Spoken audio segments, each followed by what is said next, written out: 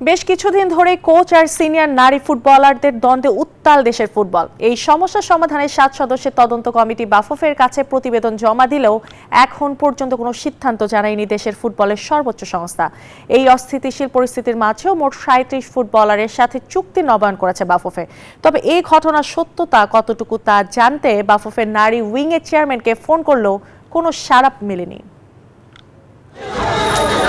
এক সময় দেশের হয়ে লড়েছেন, লাল সবুজের পতাকা উঁচিয়ে ধরেছেন, দেশের ফুটবলকে এনে দিয়েছেন সাফল্যের ইতিহাস। অথচ আজ সেই মেয়েরা বাফুফের ভবনে থেকেও যেন অচেনা কেউ।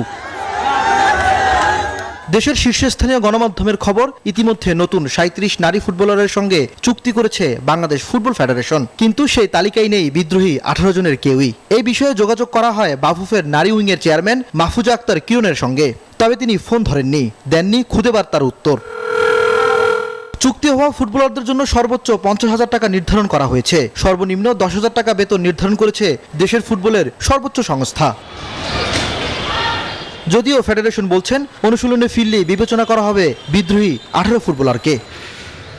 ইমরান হোসেন, নিউজ 24, ঢাকা।